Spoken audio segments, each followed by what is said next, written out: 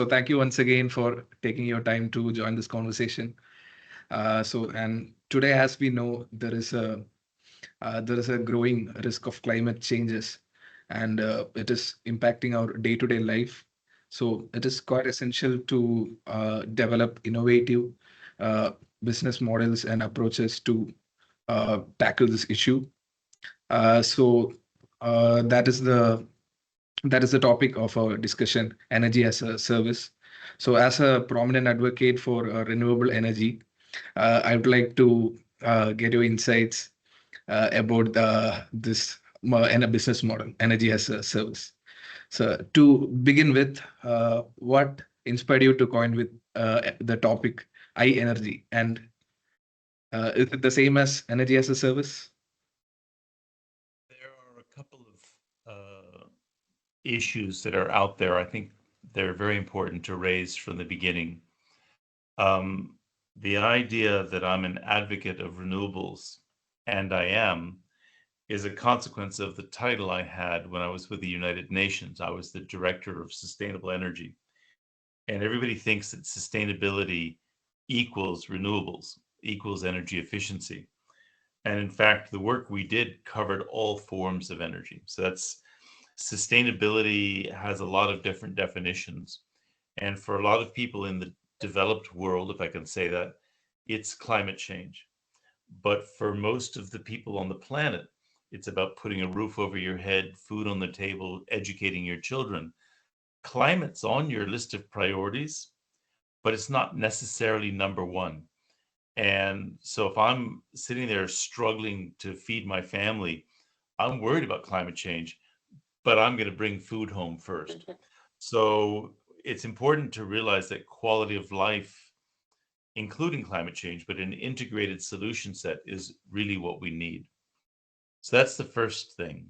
The second thing is that this idea of energy as a service and I energy, as you call it, really started a very long time ago. I was working for a combined gas and power utility in California, Pacific Gas and Electric Company.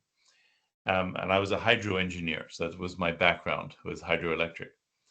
And there was a process of restructuring the electric utility industry that was just beginning. So the management asked me to join a team, and we were looking at if we wanted to be in a competitive marketplace and we wanted to unbundle the whole system, how do you get paid as a generating company? So we looked through a whole list of all of the products that a power plant produces. And that gave you a very different perspective of availability and load spinning and frequency support and voltage. And suddenly you unbundle all that and you realize for grid stability and for network stability, there's a lot of services that the energy sector, the power production, is offering to the grids. And I think that was the first chapter, if you will, of energy as a service. Then, as you move forward and you realize that a consumer, and I gave a speech in Colorado, I guess around 2000, 2001.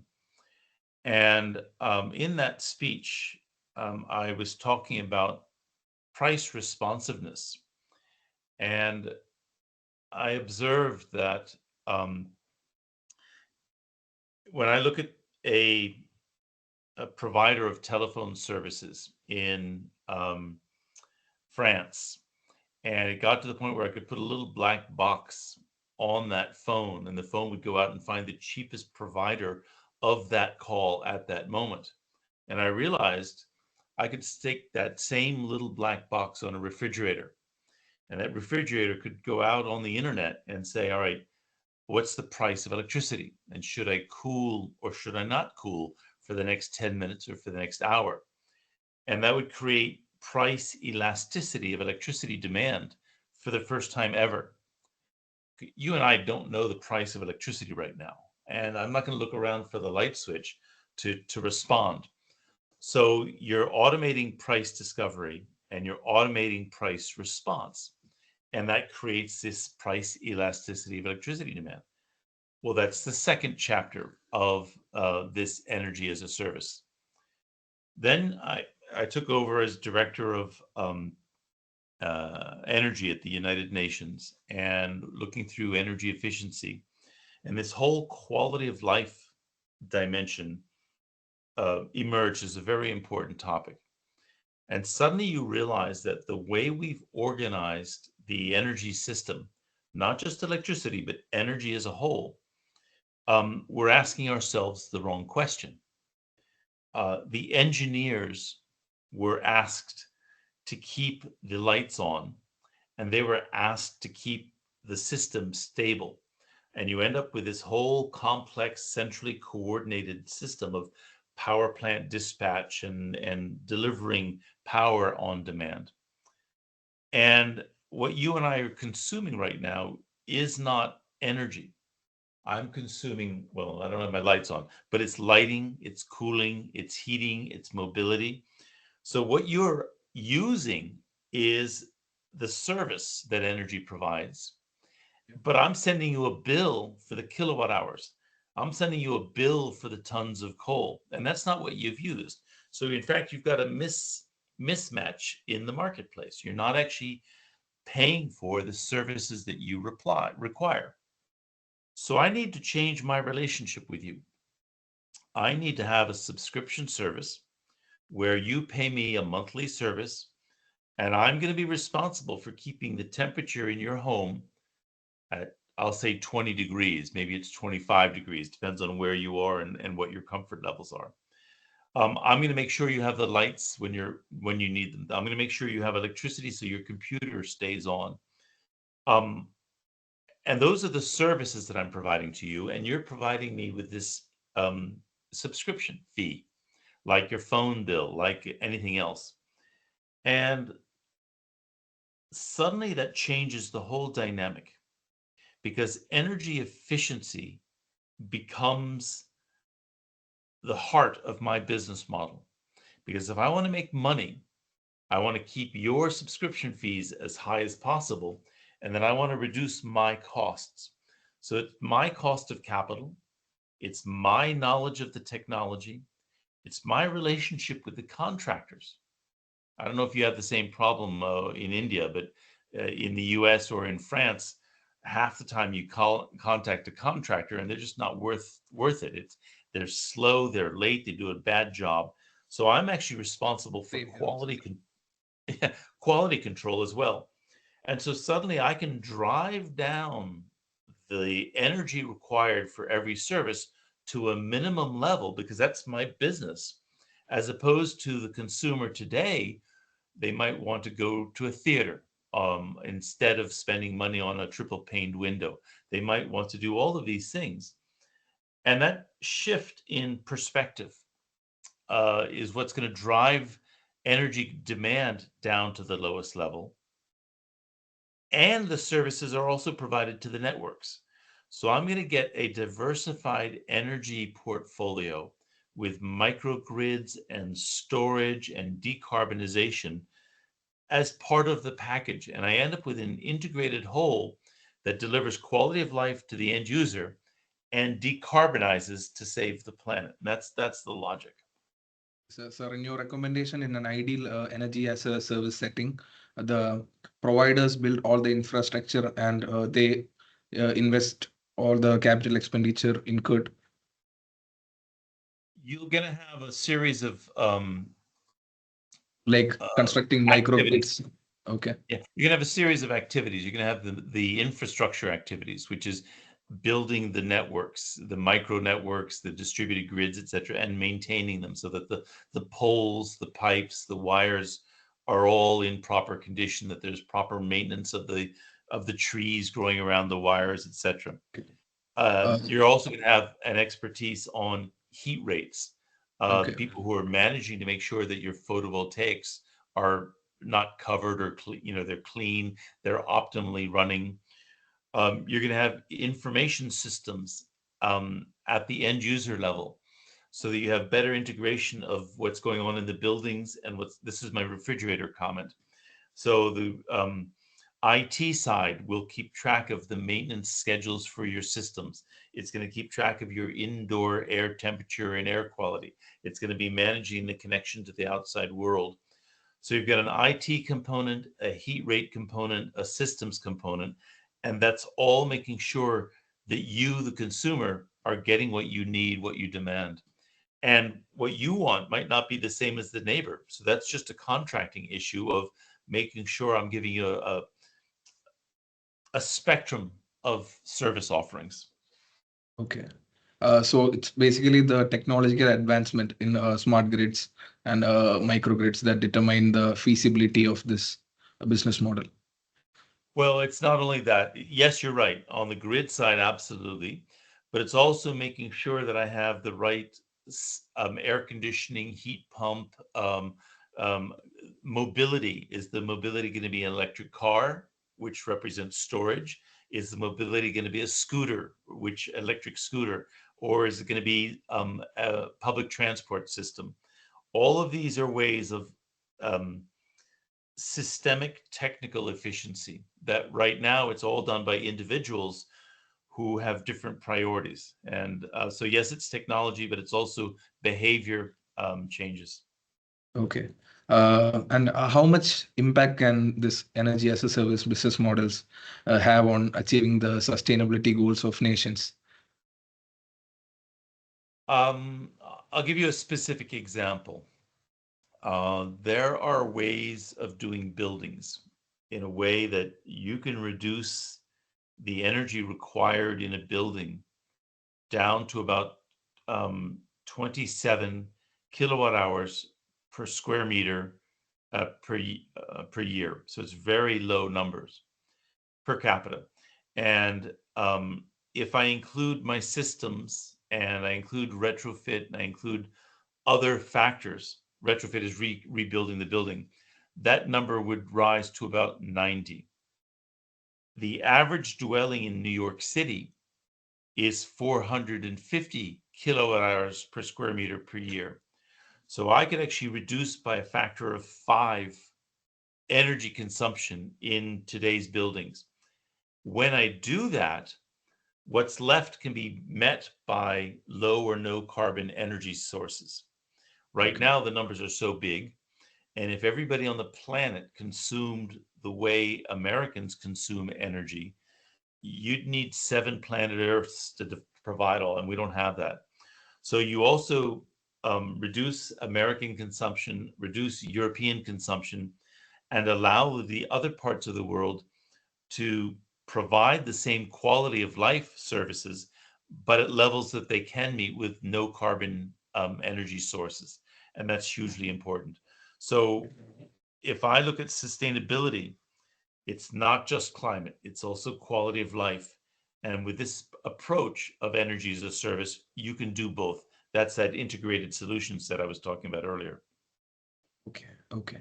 And how can we encourage consumers to adapt to this? I mean, what benefits does it bring to the consumers? Well, the consumers get lower prices and better quality service. So reduced cost and improved service. Because if I do this in a competitive way, Okay. um, my business model will reduce my costs, but Okay. so will everybody else. And if I can come in with a different proposal, the cost will reduce to the marginal cost of supply, and that would be an attractive proposition. Excuse me. Okay. Um, I had a call yesterday. It was a webinar, and we were talking about exactly this topic. And the woman to whom I was talking said, "Look, if I changed how leases are structured, Okay. rent contracts, and in the rent contract, I include the utilities, then the building owner has the incentive of making those investments.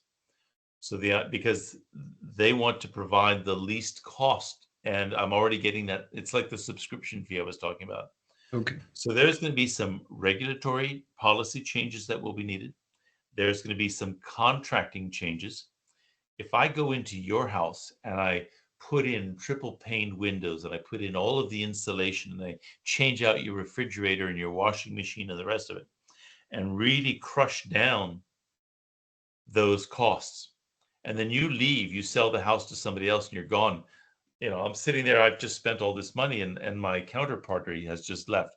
So there's got to be a way of attaching those investments to the property and not to the individual. So there's a lot of contractual issues and regulatory issues that need to be resolved to make this possible. Okay. So there will be a reform in the purchase agreements related to the service. Right. I would actually even say, I don't know how familiar you are with American regulatory processes, but in the United States, a utility will spend a lot of money on power plant, on the grids, on these control systems. They put it into this thing called the rate base, and it gets approved by the regulators. And that's the cost basis that's used to set the bills that go to the customers. And it's very much a supply side orientation. By changing this around, you completely wipe out that whole adversarial tariff structure, and you put in much more incentive based of who's going to be providing the best service to the customers. And because energy efficiency is in my business model, the regulators have less need to come in as the police to control the costs. That should be Okay. happening naturally. Okay. So then, what are the key challenges faced by consumers or providers when they are trying to transition to this business model? Well, the challenge are going to be a lot of the incumbents. The regulatory system Okay. will not understand and will not want this change to happen because that's going to affect their day jobs. The politicians are going to be very afraid of this. They'll follow, but they're not going to lead. Okay. And then your average consumer, there will be debates about this. I don't want you coming into my house and changing my light bulbs. That's my space. You stay the heck out. So there are a lot of challenges to getting this to happen. But at the end of the day, I think my life would be better, my budgets would be better, and we would move towards sustainability very rapidly, frankly. Yeah. Frank, So yeah, I think if we could make this change, you would fundamentally shift how energy is consumed and delivered radically in a way that I think we could meet our climate objectives. Now, don't get me wrong. I think we can kiss goodbye to 1.5 degrees. I think India has been having a major heat wave, so and it's not finished, and it's just going to get worse and worse and worse. I think we can kiss 2 degrees goodbye. We right now we seem to be heading towards somewhere between 4 and 6 degrees. 6 degrees is species existential levels, so this is a very scary time. The same woman yesterday talked about 4 by 80. And what that means in American terms is 4 feet in ocean level rise by 2080. They've now updated it to 6 by 80. Well, that's almost 2 meters by 2080. And it's likely to be 2 meters by 2050 because everything's changing faster than anybody can imagine. Think about how many people in your country live within 2 meters of the water. Bangladesh, goodbye. Not you're not from Bangladesh, but they're very low lying. Florida, goodbye. And the amount of climate migration that's going to be required is extraordinary. So the whole idea of resilience, it's economic resilience, it's social resilience, and it's environmental resilience. All of these need to be thought through very carefully. And a different woman, a professor in the south of Paris. She's one of the Nobel Prize winners on climate change. She has done work that shows that the emissions that are happening today of CO2 and other greenhouse gases don't have their effect on the climate, the weather, for 20 years. which means the weather that we're experiencing today is a consequence of emissions that happened cumulatively up until 20 years ago. Okay. The last 20 years is when most emissions have occurred, and we haven't seen those weather impacts yet, which means there's a train wreck coming. We need to put this kind of energy as a service thinking in place because we need to catch up on lost time. That's my view. Okay, sir. I'm not trying to scare you. Yeah. But you should Uh, be scared. It's pretty scary. yeah, it is a major concern. So yeah. Yeah. So, sir, coming to our last question, do you anticipate a widespread adoption of such business models in the future? I do. I've kind of given up on we'll do all of it correctly quickly because change doesn't happen quickly. It's very slow.